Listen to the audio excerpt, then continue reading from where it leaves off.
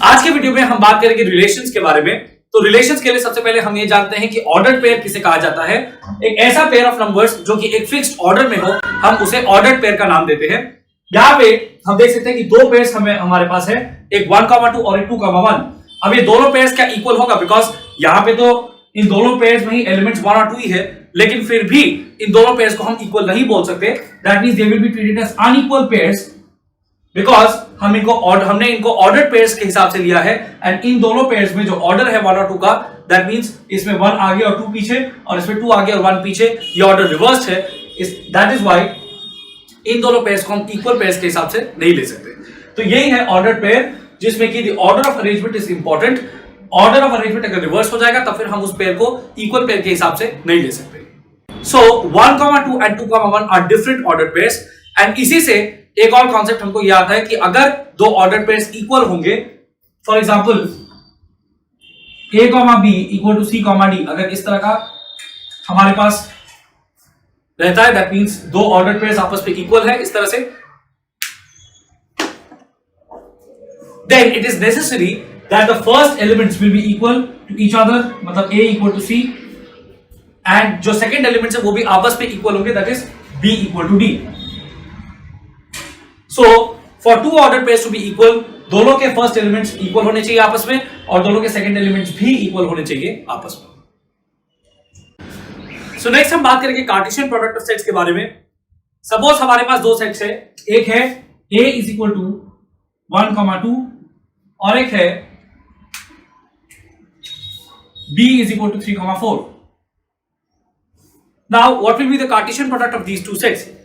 सबसे पहले हम कार्टेशियन प्रोडक्ट को रिप्रेजेंट करते हैं as a multiply sign b equal to, यहां पे हमें a के एलिमेंट्स के साथ b के एलिमेंट्स का ऑर्डर्ड पेयर्स बनाना पड़ेगा 1 by 1। इसका मतलब है a के फर्स्ट एलिमेंट के साथ b के दोनों एलिमेंट्स का ऑर्डर पेयर बनेगा, and this would be enclosed in a set. So 1,3, उसके बाद नेक्स्ट ऑर्डर पेयर होगा a का ही फर्स्ट एलिमेंट के साथ b का सेकंड एलिमेंट, दैट इज 1,4। उसके बाद a के सेकंड एलिमेंट के साथ b का फर्स्ट एलिमेंट, दैट इज 2,3। उसके बाद a के सेकंड एलिमेंट के साथ b का भी second element, that is 2,4। So a cross b, that is Cartesian product of two sets, is a set. ये खुद भी एक सेट है कंटेनिंग ऑर्डर पेयर्स। इस सेट में क्या है? Order pairs. ऑर्डर पेयर्स कौन से? a के एलिमेंट्स और b के एलिमेंट्स के बीच के ऑर्डर पेयर्स, जो कि हम 1 by 1 a के एलिमेंट के साथ b के एलिमेंट को लेकर के बना रहे हैं। सो a के फर्स्ट एलिमेंट के साथ b के सारे एलिमेंट्स का ऑर्डर पेयर्स बनेगा 1 by 1। उसके बाद a के सेकंड एलिमेंट के साथ b के सारे एलिमेंट्स का ऑर्डर पेयर्स बनेगा 1 by 1, and so on. So a cross b हमारे पास है 1,3 first order pair, first element of the set, 1,4 next order pair, ये है next element of the set a cross b वाले सेट का, 2,3 the third element of the set, and 2,4 the fourth element of the set. कुछ और examples लेते हैं, जैसे कि a is equal to 1,3,5, b is equal to 1,2, let's say. तो अब हमारा ऑर्डर पेयर यहां पे कैसे बनेगा? So a cross b equal to, फिर से हम यहां पे सेट का ब्रैकेट देंगे, उसके बाद हम ऑर्डर पेयर्स बनाएंगे a के हर एक एलिमेंट के साथ b के हर एक एलिमेंट का। सो 1,1, next 1,2, next 3,1, next 3,2, next 5,1 and 5,2। so this is a cross b। so यहां पे सिर्फ और सिर्फ हमें यही याद रखना है कि हमें a के हर एक एलिमेंट के साथ b के हर एक एलिमेंट का ऑर्डर पेयर बनाना है, एंड जो सेट इन सारे ऑर्डर पेयर्स को इनक्लोज करेगा, मतलब जिस सेट में ये सारे ऑर्डर पेयर्स रहेंगे, उसी को हम बुलाएंगे Cartesian product of a and b। So let's take the previous example again.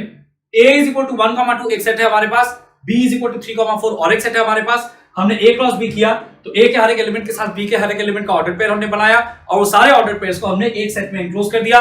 वो हुआ हमारा A cross B, that is the Cartesian product of A and B। Now let's say कि हमें B क्रॉस A निकालना है, that means the Cartesian product of B and A।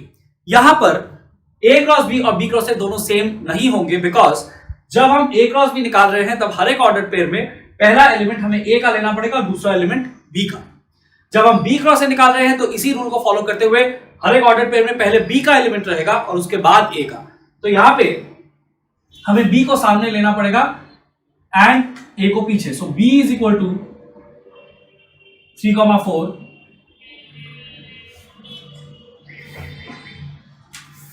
A is equal to 1,2। So अब B cross ए हम निकालते हैं। B के first element के साथ ए के हर एक एलिमेंट को लेंगे, दैट इज 3,1 एंड 3,2।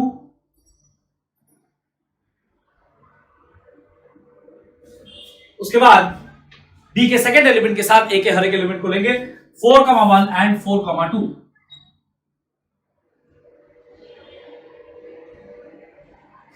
सो यहां पे हम देख सकते हैं कि जो ऑर्डर पेयर्स हमारे पास बी क्रॉस ए में आए वो बिल्कुल ए के ऑर्डर पेयर्स के ऑपोजिट है, रिवर्स ऑर्डर वाले। दैट मींस यहां पे 1,3, सो यहां पे 3,1, या 1,4, 4,1, 2,3, 3,2 एंड 2,4 से आ गया 4,2।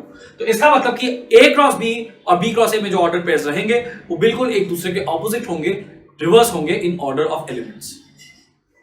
नाउ अगर हम ये निकालना चाहें कि ए क्रॉस बी और बी क्रॉस ए में हमारे पास कुछ कॉमन एलिमेंट्स है कि नहीं, दैट मींस कि हम ए क्रॉस बी वाला सेट और बी क्रॉस ए वाले सेट का इंटरसेक्शन निकालना चाह रहे हैं, कॉमन एलिमेंट्स। तो यहां पे हमको कोई भी कॉमन एलिमेंट्स नहीं दिख रहे, बिकॉज जो भी पेयर्स हमारे पास ए क्रॉस बी में है उसके रिवर्स ऑर्डर पेयर्स हमारे पास बी क्रॉस ए में है। एंड जैसा कि हमने डिस्कस किया था कि अगर पेयर के अंदर एलिमेंट्स का ऑर्डर रिवर्स हो जाए तो फिर वो पेयर्स इक्वल नहीं माने जाते। सो इसका मतलब है कि there are no order pairs which are common in between A cross B and B cross A, and so इनका जो intersection है that will turn out to be null set, that is 5. अब हम निकालने जाएंगे the Cartesian product of three sets. Suppose हमारे पास एक set है A 1,2, एक सेट है B 3,4 and और एक सेट है C which is 5,6. तो यहाँ पे A cross B अगर हम निकालने जाएंगे तो सबसे पहले हमारे पास आएगा 1,3, 1,4, 2,3 and 2,4. तो यहाँ पे हम इन ऑर्डर पेयर्स को लिख देते हैं।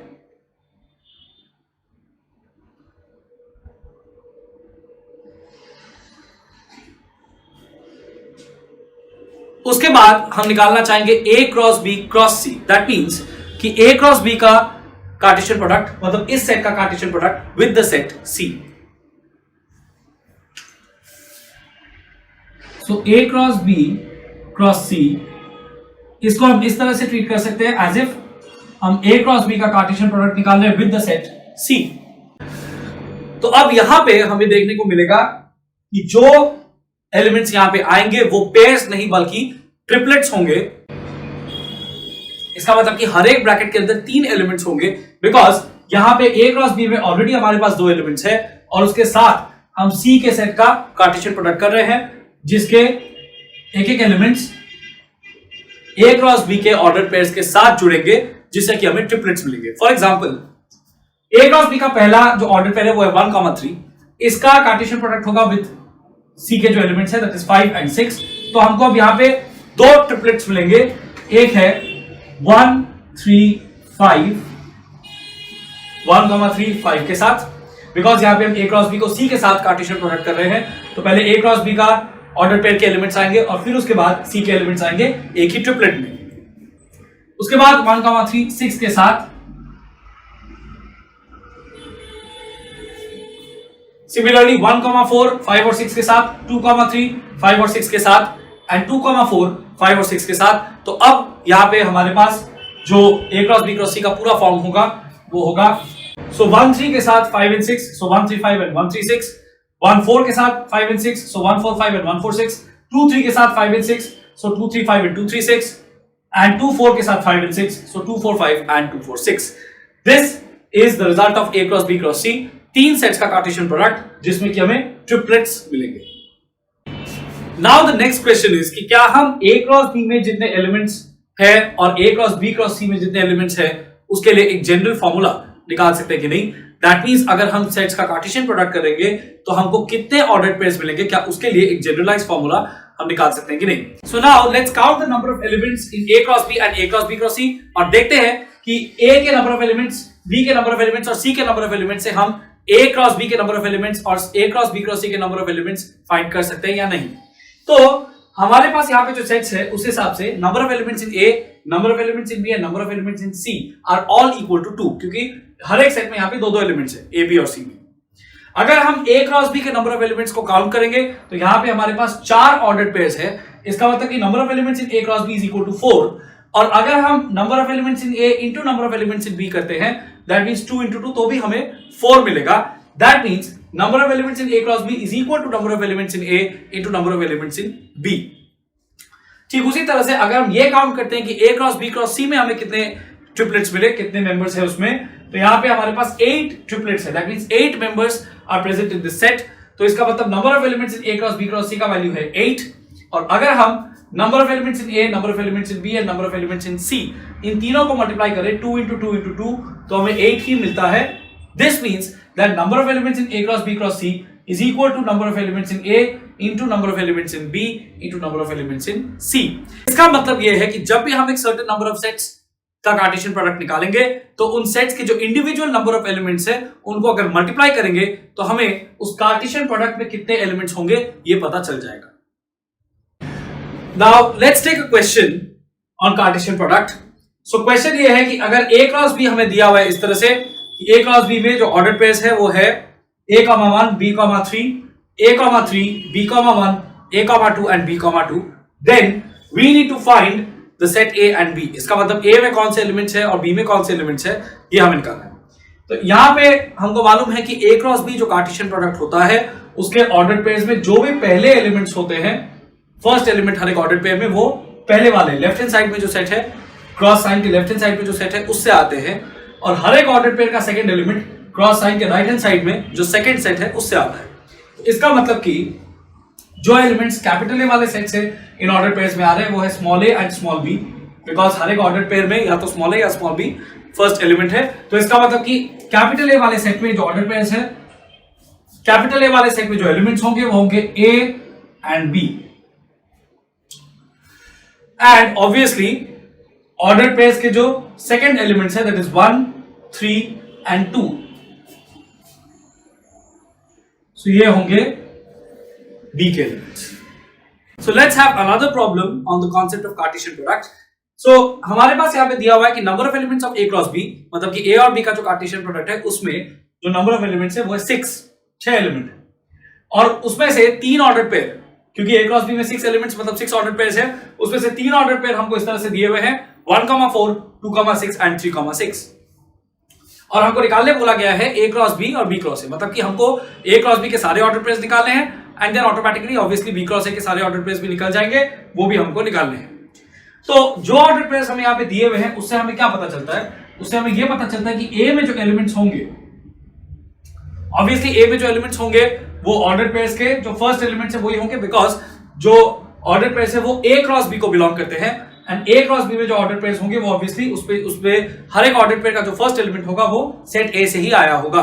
तो इसलिए हर एक ऑर्डर पेयर का फर्स्ट एलिमेंट यानी कि 1, 2 एंड 3 को लेकर के हमारा सेट A बनेगा, एंड हर एक ऑर्डर पेयर का सेकंड एलिमेंट यानी कि 4 एंड 6 को लेकर के हमारा सेट B बनेगा। अब क्योंकि हमारे पास सेट A और सेट B आ गए हैं तो ऑटोमेटिकली हम लोग A क्रॉस B और B क्रॉस A निकाल सकते हैं। तो A क्रॉस B का जो वैल्यू होगा, A के हर एक एलिमेंट के साथ B के हर एक एलिमेंट का ऑर्डर पेयर लेंगे, सो 1, 4, 1, 6, 2, 4, 2, 6, 3, 4 and 3, 6। And B cross A निकालने के लिए हम या तो B को आगे रख के और A को पीछे रख के ऑर्डर पेयर्स बना सकते हैं, नहीं तो हमारे पास क्योंकि A क्रॉस B के तो A क्रॉस B है तो A क्रॉस B के हर एक ऑर्डर पेयर को रिवर्स करने से भी हमें B क्रॉस A मिल जाएगा। यहां पे हमारे पास हो जाएगा 4, 1, 6, 1, 4, 2, 6, 2, 4, 3 एंड 6, 3। एक और चीज यहां पे हम वेरीफाई कर पा रहे हैं और वो ये है कि A में देयर आर 3 एलिमेंट्स, B में देयर आर 2 एलिमेंट्स, एंड इसीलिए number of elements of A cross B जो है that is equal to number of elements of A into number of elements of B, 3 into 2 that is 6। तो इससे verify होता है कि A में 3 elements और B में 2 एलिमेंट्स रह सकते हैं। Hello students and welcome to my channel. This channel is dedicated to all those students looking for some guidance in secondary and higher secondary level mathematics. Do not forget to subscribe to the channel and press the bell icon to get notified of the latest upload. Do not forget to like and share the video. Please do leave a comment. describing what you like in the video. Suggestions on topics for future videos are also welcome. For more study materials and tests, download the Keshav's Classes app. Link is given in the description box. तो अब हम बात करेंगे relation क्या होता है उस बारे में. तो इसको हम डेमोन्स्ट्रेट करेंगे through an example. Let's say हमने एक सेट लिया है A जिसके मेंबर्स है 1 2 3 और एक सेट है B जिसके मेंबर्स है 1 हाफ एंड 1/3 और हम दोनों का कार्टेशियन प्रोडक्ट निकाल रहे हैं. तो A के हर एक मेंबर के साथ हम B के हर एक मेंबर का ऑर्डर पेयर लेंगे और सारे ऑर्डर पेयर्स को हमने अरेंज करके रखा है in the set A cross B, that is the Cartesian product of A and B. अब हमने एक सेट डिफाइन किया है R और उसमें हमने लिखा है कि R के जो मेंबर्स होंगे वो ऑर्डर पेयर्स होंगे A, B. ये जो रिप्रेजेंटेशन है फर्स्ट ब्रैकेट के अंदर A, B, this represents an order pair. तो R एक ऐसा सेट होगा जिसके मेंबर्स होंगे ऑर्डर पेयर्स. ये सेट बिल्डर फॉर्म में लिखा हुआ है. So R is equal to the order pair A, B such that A मतलब small a belongs to the set capital A, small b belongs to the set capital B. तो इसका मतलब कि R जो सेट है उसमें order pairs होंगे. Order pairs का के फर्स्ट मेंबर का सिंबल होगा स्मॉल a, ऑर्डर पेयर के सेकंड मेंबर का सिंबल होगा small b and small a किसको बिलोंग करेगा? कैपिटल A वाले सेट को, दैट मींस इसको. स्मॉल b किसको बिलोंग करेगा? कैपिटल B वाले सेट को, दैट मींस इसको. एंड क्राइटेरिया मतलब किस बेसिस पे हम ये सिलेक्ट करेंगे कि स्मॉल a का वैल्यू क्या होगा और स्मॉल b का वैल्यू क्या होगा. दैट मींस कि कैपिटल A के कौन से मेंबर को हमको स्मॉल a के जगह पे लेना है और कैपिटल B के कौन से मेंबर को हमको स्मॉल b के जगह पे लेना है, उसको सिलेक्ट करने का क्राइटेरिया हम लोग को दिया हुआ है यहाँ पे एंड के बाद. सो यहाँ पे लिखा है R is equal to ordered pair A, B. That means R के members होंगे ordered pairs such that the first member of the ordered pair belongs to this set, second member of the ordered pair belongs to this set, and second member is equal to 1 by first member. इसका मतलब कि हर एक order pair यहाँ पे ऐसा होना चाहिए जिसका सेकंड मेंबर फर्स्ट मेंबर का रेसिप्रोकल होगा. तो ऑब्वियसली हमको यहाँ पे इसका मतलब ऐसे ऑर्डर पेयर्स को सिलेक्ट करना है A और B के मेंबर्स में से जिसमें कि जो फर्स्ट मेंबर होगा उसका रेसिप्रोकल होगा सेकंड मेंबर. अगर यहां पे हम देखें तो 1 और 1 को हम सिलेक्ट कर सकते हैं बिकॉज 1 खुद का रेसिप्रोकल होता ही है. तो 1 का 1 एक ऑर्डर पेयर हो सकता है जो इस क्राइटेरिया को सूट करेगा. स्मॉल a का वैल्यू 1 इस सेट से हमने लिया है, स्मॉल b का वैल्यू 1 इस सेट से हमने लिया है एंड ऑर्डर पेयर बन गया 1 का 1 इस क्राइटेरिया को भी सेटिस्फाई कर रहा है एंड वो बन गया R का मेंबर, फर्स्ट मेंबर. अब R के सेकंड मेंबर के लिए हम दे सकते हैं 2 हाफ. A का वैल्यू 2 इस सेट से, B का वैल्यू हाफ इस सेट से, दोनों एक दूसरे के रेसिप्रोकल है. या हम बोल सकते हैं कि B is equal to 1 by A, ये क्राइटेरिया यहां सेटिस्फाई कर रहा है. उसी तरह से 3 1 बाई 3 भी हम ले सकते हैं. फर्स्ट मेंबर 3 इस सेट से, सेकंड मेंबर 1/3 इस सेट से and B is equal to 1 by A, 1/3 is equal to 1 by 3 मतलब 3 का रेसिप्रोकल है. ये क्राइटेरिया भी सेटिस्फाई कर रहा है. तो इसका मतलब हमारा जो सेट R है उसके मेंबर्स होंगे 1 1 2 हाफ एंड 3 1/3. अगर हम यहां पे केयरफुली ऑब्जर्व करें तो ये तीनों order pairs A cross B में भी प्रेजेंट है. 1 1 2 हाफ एंड 3 1/3. इसका मतलब ये हुआ कि जो भी ऑर्डर पेयर्स हम लोग को R वाले सेट में मिल रहे हैं वो A क्रॉस B में भी प्रेजेंट है बिकॉज A क्रॉस B में सारे पॉसिबल ऑर्डर पेयर्स जो A और B के मेंबर्स के बीच में हो सकते हैं वो पहले से ही प्रेजेंट है. और R में हम कुछ ऑर्डर पेयर सिलेक्ट कर रहे हैं कैपिटल A और कैपिटल B के मेंबर्स के बीच में based on a certain criteria. तो जाहिर सा बात है कि R में जो भी ऑर्डर पेयर्स होंगे वो A क्रॉस B में भी प्रेजेंट है और वो हम देख भी पा रहे हैं. तो इसका मतलब हम ये बोल सकते हैं कि R is nothing but a subset of A cross B. And इसी R को, इसी सेट को हम लोग बोलते हैं relation between A and B. That means A cross B के कुछ ऑर्डर पेयर्स को हम सिलेक्ट करें based on a certain condition तो हम लोग को मिल जाएगा a relation between A and B. सो यहां पे हम देख पा रहे हैं कि R इस फॉर्म में जब लिखा हुआ है तो it is set builder form. That means हमने इनडायरेक्टली R के एलिमेंट्स को एक्सप्रेस किया है कि किस तरह से हमें R के ऑर्डर पेयर्स मिल सकते हैं. और जब हम उन ऑर्डर पेयर्स को एग्जैक्टली लिख देंगे कि कौन कौन से ऑर्डर पेयर्स एग्जैक्टली R के मेंबर्स है तब वो बन जाएगा रोस्टर फॉर्म. तो हमने ये भी देख लिया यहाँ पे कि रिलेशन को कैसे सेट बिल्डर फॉर्म और रोस्टर फॉर्म में हम लिख सकते हैं. एंड सबसे इंपॉर्टेंट कि कोई भी रिलेशन हम निकालते हैं बिटवीन A and B वो हमेशा A cross B that means Cartesian product of A and B का सबसेट होगा. This is a very important concept. Now let's look at the domain and range of a relation. हमने relation बनाया था from set A to set B. That means set A के मेंबर्स और set B के मेंबर्स के बीच में हम ऑर्डर पेयर्स बना रहे थे based on a certain condition. तो उस रिलेशन को हम इस तरह से एक्सप्रेस कर सकते हैं शॉर्ट हैंड फॉर्म में R:A arrow B. That means relation from set A to set B. Set A से सेट B की तरफ हम रिलेशन बना रहे हैं.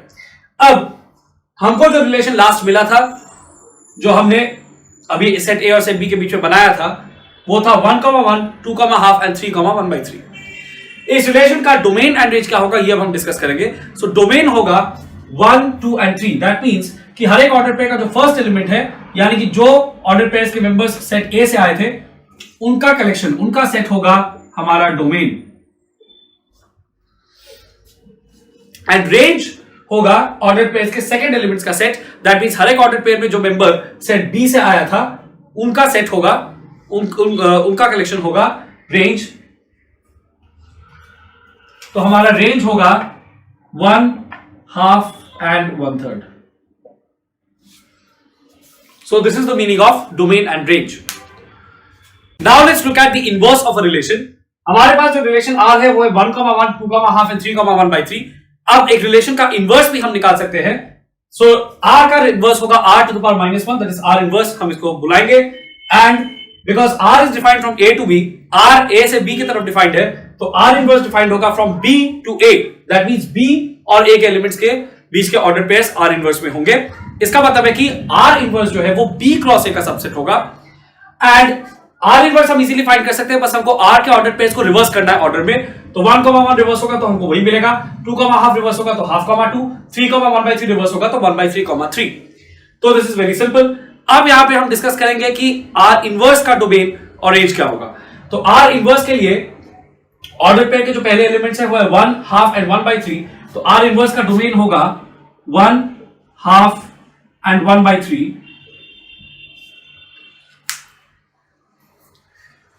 एंड R इनवर्स का रेंज होगा हर एक ऑर्डर पेयर के सेकंड एलिमेंट्स जो है उनका कलेक्शन, दैट इज 1, 2 and 3। अब यहां पे हम देख पा रहे हैं, बहुत इंपॉर्टेंट ऑब्जर्वेशन है कि domain of relation R is equal to the range of R inverse and range of relation R is equal to domain of R inverse. तो ये काफी इंपॉर्टेंट है और बहुत सिंपल भी है, finding the inverse of a relation and उसका domain and range. Now let's discuss the number of relations which are possible between a set A and a set B। यानी कि एक सेट A और एक set B के बीच में total कितने रिलेशंस बनाने पॉसिबल है। सपोज यहाँ पे हम एक सेट लेते हैं A 1,2 और एक है B 3,4,5। तो A में 2 मेंबर्स है और B में 3। हम जानते हैं कि A क्रॉस B यानी कि cartesian product of A and B के नंबर ऑफ एलिमेंट्स अगर हम लोग को निकालने हैं तो that is equal to the number of elements of A into the number of elements of B। इसीलिए A क्रॉस B में कितने ऑर्डर पेयर्स होंगे या कितने मेंबर्स होंगे, that is the cardinal number of A cross B is equal to cardinal number of A, that means number of elements in A into cardinal number of B, that means number of elements in B, that is 2 into 3, in this case 6, because यहां पे 2 members है, यहां पे 3 members है। अब अगर हम A cross B निकालेंगे तो जिस तरह से हम कार्टेशियन प्रोडक्ट निकालते हैं वैसे ही होगा, 1 3 1 4 1 5 2 3 2 4 एंड 2 5। तो ये 6 ऑर्डर पेयर्स यहां पे होंगे। तो हमारा जो कॉन्सेप्ट है वो यहां पे मैच कर जा रहा है कि number of elements A cross B में 6 होने चाहिए और हमको 6 ऑर्डर पेयर्स मिल रहे हैं। अब अगर हम ये निकालना चाहें कि what is the number of relations from A to B, what is the total number of relations जो A और B के बीच में निकाल सकते हैं, हम जानते हैं कि कोई भी relation between the set A and B A cross B का ही सबसेट होगा। अब A क्रॉस B के कितने सबसेट्स पॉसिबल है अगर हम ये निकाल लें तो हमको ये भी पता चल जाएगा कि टोटल नंबर ऑफ रिलेशंस कितने हो सकते हैं between the set A and the set B। Now हमको मालूम है कि किसी भी सेट का जो नंबर ऑफ सबसेट्स होता है that is 2 to the power n, इसका मतलब 2 to the power number of elements of that set. And यहां पे हमको मालूम है कि अगर A में n नंबर ऑफ एलिमेंट्स हुआ और B में n नंबर ऑफ एलिमेंट्स, तो फिर number of elements of A cross B हो जाएगा Na into nb, that is m into n, that is equal to mn। So total number of order pairs in A cross B और total number of elements in A cross B is mn। तो इसका मतलब है कि अगर हम number of relations from A to B निकालने जाएंगे, that will be the total number of subsets of A cross B, that is nothing but 2 to the power the number of elements of A cross B, that is 2 to the power mn। इस case में, इस particular example में यहां पे हमारे पास m into n करके 6 आया है, so mn का वैल्यू 6 है, so 2 to the power 6 that is 64 relations are possible from A to B। इस वीडियो में हम लोग ये देखेंगे कि कौन से कंडीशंस में, ऐसे कौन से कंडीशंस होते हैं जिसमें कि रिलेशन जो है वो फंक्शन बन जाता है। इसका मतलब कि फंक्शन को हम लोग किस तरह से रिलेशन के एक स्पेशल केस की तरह देख सकते हैं, यहां हम लोग देखेंगे। तो मैंने यहां पे 2 रिलेशंस लिए हैं और यहां पे मैंने यहां पे इंडिकेट किया है कि R1 जो है उसको हम लोग एक फंक्शन नहीं बोल सकते, जबकि R2 को हम लोग फंक्शन बोल सकते हैं। तो कोई भी रिलेशन एक फंक्शन कहलाया जा सकता है अगर उसमें 2 चीजें ना हो। एक तो ये कि वन टू मेनी टाइप का लिंक अलाउड नहीं है। इसका मतलब कि ऐसा पॉसिबल नहीं है कि लेफ्ट हैंड साइड के सेट का कोई एलिमेंट राइट हैंड साइड के सेट के मल्टीपल एलिमेंट्स के साथ लिंक हो, that is one input many outputs. इस तरह का सिचुएशन हम लोग नहीं ले सकते फंक्शन में, बिकॉज एक फंक्शन एक ट्रांसफॉर्मेशन की तरह होता है जो इनपुट को आउटपुट में ट्रांसफॉर्म करता है। तो ऐसा सिचुएशन नहीं हो सकता जिसमें कि एक इनपुट हम फंक्शन में डालें और मल्टीपल आउटपुट्स निकले, ऐसा सिचुएशन पॉसिबल नहीं है। तो कोई भी रिलेशन जिसमें वन टू मेनी टाइप का लिंक हो वो फंक्शन नहीं हो सकता। और एक चीज ये है कि for a relation to be a function, एक रिलेशन को फंक्शन बनने के लिए जो लेफ्ट हैंड साइड वाला सेट होता है जहां से हम लोग का डोमेन आता है, उसमें कोई भी एलिमेंट ऐसा नहीं होना चाहिए which is left out in the linking process. इसका मतलब कि ऐसा नहीं होना चाहिए कि इस सेट के किसी एलिमेंट का दूसरे वाले सेट में कोई इमेज नहीं है। This is also not allowed. हम देख सकते हैं कि यहां पे ये दो सिचुएशंस की वजह से this relation is not a function, जबकि इस एग्जांपल में ऐसा ये दोनों सिचुएशंस ही जो है वो एग्जिस्ट नहीं करता। कोई वन टू मेनी लिंक यहां हमको नहीं दिखेगा एंड यहां पे कोई भी एलिमेंट इस सेट में लेफ्ट आउट भी नहीं है। ऐसा कोई एलिमेंट नहीं है इस सेट का जिसका उसमें उस सेट में कोई इमेज ना हो। यह जरूर पॉसिबल है कि जो राइट हैंड साइड वाला सेट है, मतलब कोडोमेन वाला सेट है, उसमें कोई एलिमेंट रह जाए, ये चल सकता है। लेकिन इस सेट में कोई एलिमेंट रह जाए, मतलब इस सेट का कोई एलिमेंट लिंक नहीं है उस सेट के किसी एलिमेंट के साथ, ये नहीं चलेगा। And one to many type का लिंक नहीं चलेगा। सो जो लिंक्स पॉसिबल है वो है one to one and many to one. तो इस वीडियो में हम लोग डिस्कस करेंगे फंक्शंस के वेरियस टाइप्स। सबसे पहले हम लोग आते हैं many to one into function में। तो यहां पे हम लोग ये देख सकते हैं मेनी टू वन फंक्शन है। इसका मतलब कि कम से कम एक ऐसा लिंक होगा डोमेन और कोडोमेन के एलिमेंट्स के बीच में जिसमें कि एक मेनी टू वन लिंक होगा, मतलब कि डोमेन के एक से ज्यादा मतलब मल्टीपल एलिमेंट्स कोडोमेन के एक सिंगल एलिमेंट के साथ लिंक होंगे। That means multiple input single output वाला सिचुएशन। फॉर एग्जांपल जो स्क्वायर फंक्शन हम लोग का होता है उसमें अगर हम +2 का स्क्वायर करेंगे तो भी हम लोग को 4 मिलेगा और -2 का स्क्वायर करेंगे तो भी हमको 4 मिलेगा। तो अगर उस फंक्शन को हम लोग इस तरह से एज अ मैपिंग यहां पे दिखाते तो फिर हम लोग को +2 और -2 दोनों को ही 4 के साथ लिंक करना पड़ता। तो that is a realistic example of many to one function. यहां पे इनटू वर्ड का जो मतलब है, जो इनटू वाला टर्म है, उसका मतलब यह है कि जो कोडोमेन का एलिमेंट्स है उसमें से कोई ना कोई एलिमेंट्स रह जाएगा, मतलब कि ऐसा कुछ ना कुछ एलिमेंट्स होगा जिसका डोमेन के किसी भी एलिमेंट के साथ कोई लिंक नहीं होगा। मतलब कि यहां पे कुछ ऐसा एलिमेंट्स होगा जो इस सेट के किसी भी प्री इमेज का इमेज नहीं बनेगा। जैसे कि इस केस में ए और सी जो है वो लेफ्ट आउट है। इसका मतलब कि ए और सी कैपिटल ए के सेट के किसी भी एलिमेंट्स का इमेज नहीं है। तो इस तरह का जो फंक्शन है उसको बोलते हैं हम लोग into function. So this function is a many to one into function. उसके बाद हम लोग आते हैं many to one onto function में। इनटू का ऑपोजिट टर्म है ऑन टू। इसका मतलब यह है कि यहां पे codomain will be equal to range. इसका मतलब कि कोडोमेन के सारे एलिमेंट्स जो है वो कैपिटल ए के किसी ना किसी एलिमेंट के इमेजेस होंगे, मतलब कि कोडोमेन के सारे एलिमेंट्स लिंक्ड होंगे विद सम और the other element of capital A, यानी कि डोमेन वाला जो सेट है। तो ये फंक्शन जो है, फर्स्ट ऑफ ऑल यहां पे हम एक मेनी टू वन लिंक भी देख पा रहे हैं and it is an onto function also. तो इसलिए इट इज ओवरऑल अगर हम लोग बोलेंगे it is a many to one onto function. अब ऑन टू जो टर्म है उसका एक और ऑल्टरनेटिव टर्म होता है surjective. That means an onto function can also be called a surjective function और अ सर्जेक्शन। तो इसका मतलब ये एक many to one surjective function है। इसके बाद हम लोग आएंगे one to one into function में।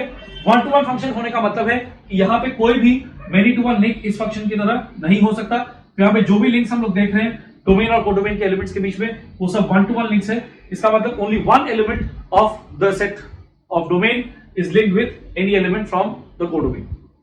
तो यहां पे जैसा हम देख पा रहे हैं कि 1 is linked with A, 2 is linked with B, 3 E के साथ लिंक्ड है, 4 C के साथ लिंक्ड है।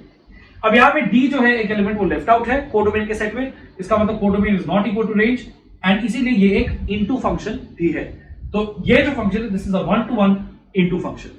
अब हम लोग को ये भी याद रखना होगा कि वन टू वन जो टर्म है उसका भी एक ऑल्टरनेट टर्म है and that is called injective. So one to one function is also called injective function और इंजेक्शन। इसके बाद हम लोग आएंगे finally one to one onto function में, which is the most important type of function. यहां पे one to one onto functions में हम लोग देखेंगे कि एक तो सारे लिंक्स वन टू वन ही है और दूसरा codomain is equal to range, मतलब कि कोडोमेन का कोई भी एलिमेंट लेफ्ट आउट नहीं है कैपिटल ए यानी कि डोमेन के सेट के किसी भी एलिमेंट का इमेज बनने में। तो इसका मतलब कि कोडोमेन का जो एलिमेंट्स है वो सारे एलिमेंट्स डोमेन के किसी ना किसी एलिमेंट के इमेजेस जरूर है। या फिर हम लोग ये बोल सकते हैं कि कोडोमेन कि हर एक एलिमेंट का कोई ना कोई प्री इमेज हमको डोमेन में मिलेगा। तो ये ऑन टू फंक्शंस का प्रॉपर्टी है। इस केस में भी हम लोग ये देख सकते हैं और इस केस में भी। तो ये एक 1 to 1 यानी कि injective as well as onto यानी कि सब्जेक्टिव फंक्शन है। ओवरऑल अगर कोई फंक्शन 1 to 1 भी है और ऑन टू भी है तो हम लोग उसको एक ही सिंगल टर्म देते हैं which is called bijective. So this kind of a function is also called a bijective function और अ बाइजेक्शन। इसका इंपॉर्टेंस बहुत ज्यादा है इस सेंस में कि जब हम लोग इन्वर्टिबल फंक्शंस का बात करते हैं या किसी फंक्शन का इन्वर्स निकालने का बात करते हैं तो सिर्फ बाइजेक्टिव फंक्शंस ही वो फंक्शंस होते हैं जिनका इन्वर्स निकाला जा सकता है, मतलब only bijective functions are those which are invertible. तो इस क्राइटेरिया के बारे में और इन्वर्टिबिलिटी के बारे में किसी और वीडियो में हम बात करेंगे। तो इस वीडियो में हम देखेंगे कि किस तरह से किसी भी फंक्शन का हम लोग डोमेन एंड रेंज निकाल सकते हैं। पहले कुछ फंक्शंस के डोमेन्स निकालेंगे और फिर उसके बाद एक एक करके उन फंक्शंस का रेंज निकालेंगे। First example fx equal to √9 minus x square.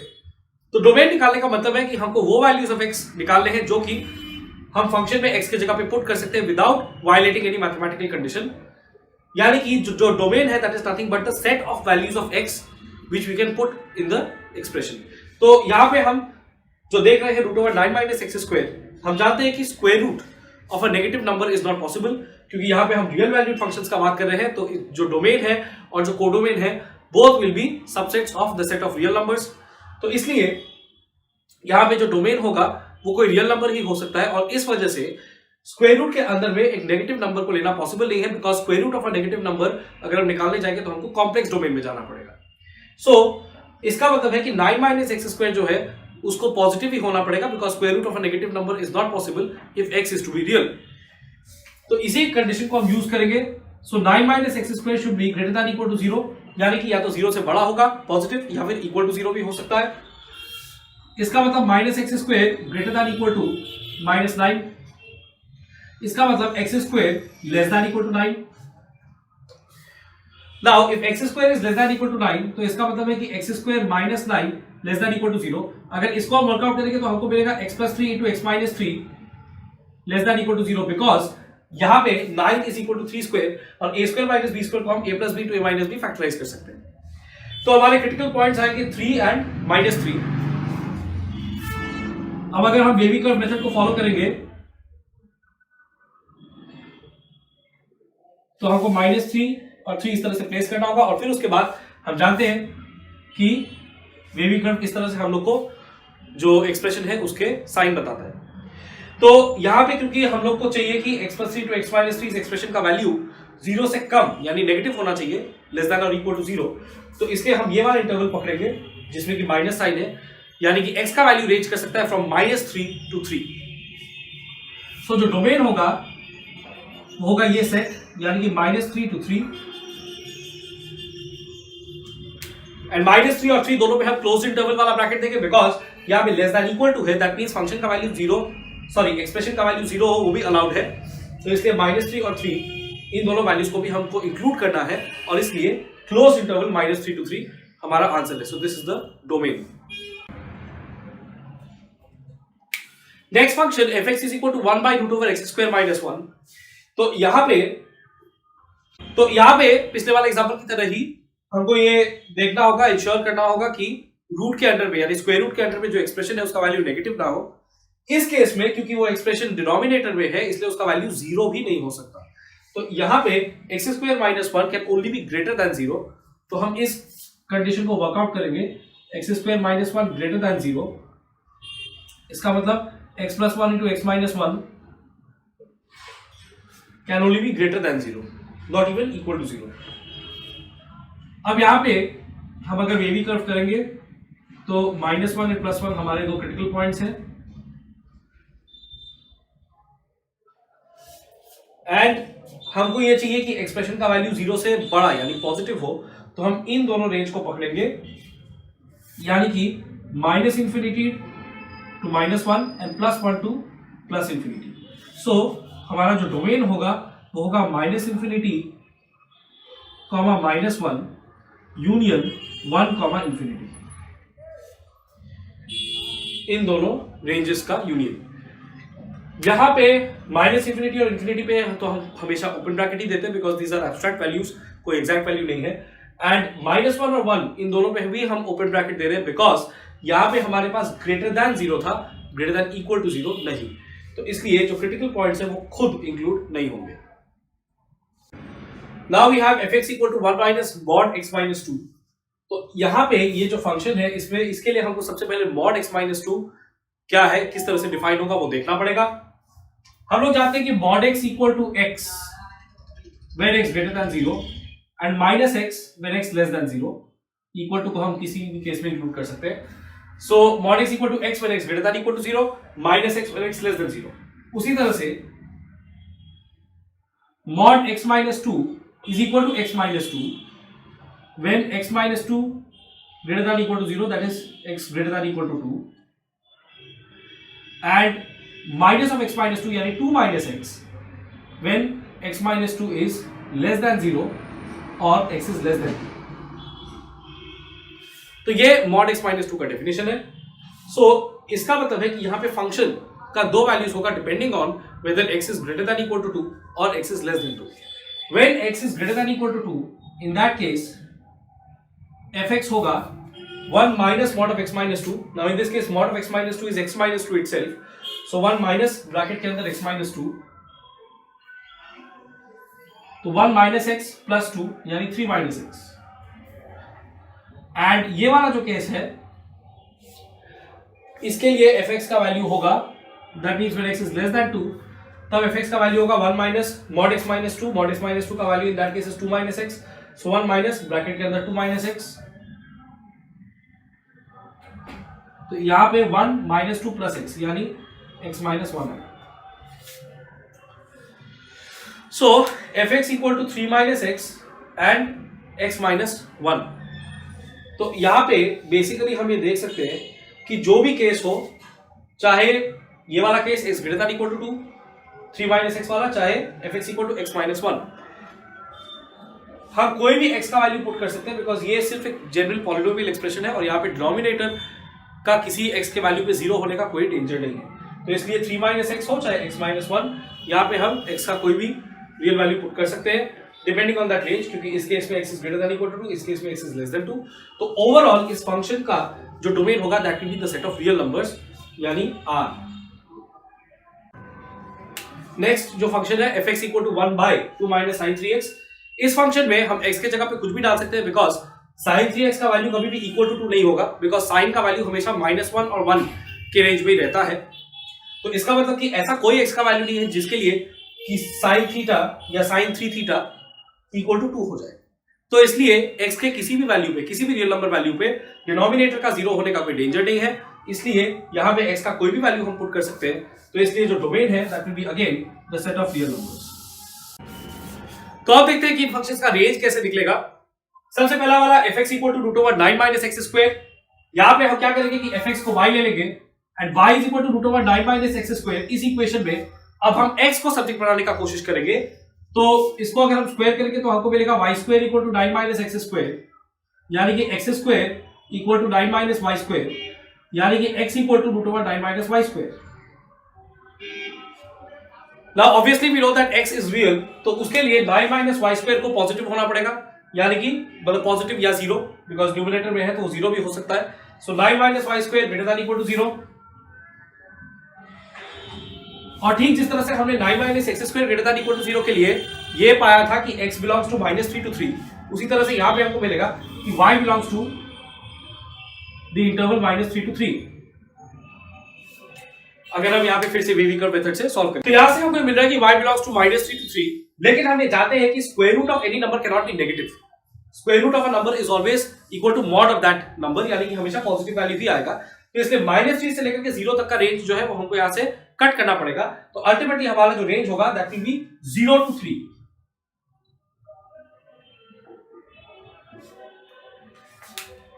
हमें हमेशा इस बात का ध्यान रखना होगा कि जो x के वैल्यूज यहां पे पुट हो सकते हैं वो वही है जो यहां पे हमको डोमेन में मिले हैं, यानी डोमेन का जो सेट है उस सेट के अंदर जो भी वैल्यूज है वही x के वैल्यूज यहां पे x के जगह पे पुट हो सकते हैं इन the expression of the function, और जो आउटपुट उसमें निकलेगा वो ही रेंज है। सो इसलिए रेंज निकालने के लिए हमको डोमेन का जानना भी कभी कभी जरूरी है। Next one, fx is equal to 1 by root over x square minus 1। यहां भी हम क्या करेंगे, हम y को लेंगे as the function 1 by root over x square minus 1 और फिर उसके बाद स्क्वायरिंग बोथ साइड करेंगे तो हमको मिलेगा y square is equal to 1 by x square minus 1।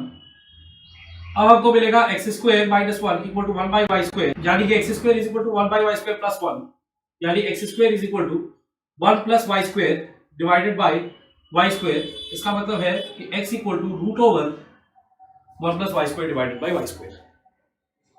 तो यहाँ पे हम देख सकते हैं कि y की जगह अगर कोई भी वैल्यू हम डालें तो न्यूमरेटर में तो कोई प्रॉब्लम नहीं आएगा, लेकिन डिनोमिनेटर में हम y की जगह पे 0 डालेंगे तो दिक्कत आ जाएगा, बिकॉज डिनोमिनेटर 0 होना अनडिफाइंड है। तो इसलिए y का वैल्यू 0 नहीं हो सकता। बाकी डोमेन में से जब हम x का कोई भी वैल्यू डालेंगे तो वो यहाँ पे सेटिस्फाई हो जाएगा y की किसी वैल्यू के साथ, बट y का वैल्यू 0 अगर होगा तो x अनडिफाइंड हो जाएगा, इसलिए y का वैल्यू 0 जो है वो हमको ओमिट करना पड़ेगा फ्रॉम द रेंज।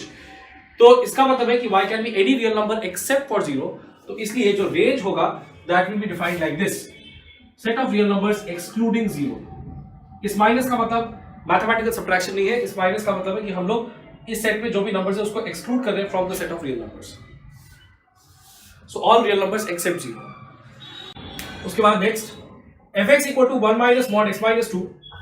हम यहाँ पे देख सकते हैं कि अगर x के जगह पे कोई भी रियल नंबर हम डालें जो कि उसका डोमेन है तो कोई दिक्कत नहीं है, हमको कोई ना कोई वैल्यू मिल जाएगा, बट वो वैल्यू हमेशा 1 से छोटा होगा, because mod of x minus 2, चाहे जो भी x माइनस 2 का वैल्यू हो, मॉड ऑफ x माइनस 2 हमको कुछ पॉजिटिव देगा, एंड जो भी हमको यहाँ पे पॉजिटिव देगा वो वैल्यू, तो 1 माइनस दैट वैल्यू वो हमेशा 1 से कम होगा। अब ये भी हो सकता है कि मॉड x माइनस 2 से हमको अगर कोई ऐसा वैल्यू मिले जो 1 से बड़ा हो, फॉर एग्जाम्पल हमको अगर 4 मिले तो 1 माइनस 4 हमारा आंसर होगा -3, वो भी 1 से छोटा होगा। अदरवाइज भी मॉड x माइनस 2 से जो भी वैल्यू हमको मिलेगा अगर वो 1 से छोटा हुआ तो हमको 1 माइनस दैट वैल्यू एक पॉजिटिव वैल्यू मिलेगा, बट वो भी 1 से छोटा ही होगा। तो इसलिए इसका जो रेंज होगा वो हम लोग एनालिटिकली ही समझ सकते हैं कि वो रेंज होगा नेगेटिव नंबर से लेकर के 1 के पहले तक। अगर x का वैल्यू 2 है तो फिर मॉड 2 माइनस 2 0 हो जाएगा और fx का वैल्यू 1 हो जाएगा, तो हम 1 को भी इंक्लूड कर सकते हैं। तो यहाँ पे जो रेंज होगा दैट विल बी -∞, -1। -∞ पे ऑब्वियसली ओपन, 1 पे closed, because 1 is being included. उसके बाद लास्टली ये वाला function fx is equal to 1 by 2 minus sine 3x। अब यहाँ पे हम इस एक्सप्रेशन को 2 माइनस साइन 3x को अगर ध्यान से देखें तो इसका वैल्यू जो है इसके ऊपर डिपेंड करेगा कि क्या वैल्यूज fx का वैल्यूज होगा। तो हमको सबसे पहले ये देखना होगा कि 2 माइनस साइन 3x का वैल्यूज क्या क्या हो सकता है। तो अगर हम y को पकड़ते हैं 2 माइनस साइन 3x, तो अगर हम y को पकड़ते हैं 2 माइनस साइन 3x तो हमको मिलेगा sine 3x equal to 2 minus y, and हम लोग को ये मालूम है कि sine of anything always ranges from -1 to 1, -1 less than equal to sine theta less than equal to 1। इसका मतलब कि -1 less than equal to 2 minus y less than equal to 1। Now -1 less than equal to 2 minus y less than equal to 1 ये हमको मिला था। तो अब हम क्या करेंगे, 2 माइनस वाई को y माइनस 2 में कन्वर्ट करने के लिए पूरे इक्वेशन को नेगेटिव साइन से मल्टीप्लाई कर देंगे, उसका इफेक्ट होगा 1 greater than equal to y minus 2 greater than equal to minus. तो अब हम तीनों साइड पे 2 ऐड कर देंगे, so 3 greater than equal to y minus 2 plus 2 यानी y greater than equal to -1 plus 2 यानी 1। तो इसका मतलब y जो है वो 1 और 3 के बीच में रेंज कर रहा है। तो अब इसका ये वाला पार्ट हम पकड़ते हैं, 3 greater than equal to y यानी y less than equal to 3 यानी 1 by y greater than equal to 1 by 3। y greater than equal to 1 इसका मतलब कि 1 by y less than equal to 1 by 1 यानी 1। So 1 by y is greater than equal to 1 by 3 but less than equal to 1। इसका मतलब कि 1 by y यानी ये expression का जो वैल्यू है वो 1 बाई 3 से 1 तक रेंज करता है। सो इसका रेंज होगा 1 बाई 3 टू 1 दोनों पे क्लोज्ड।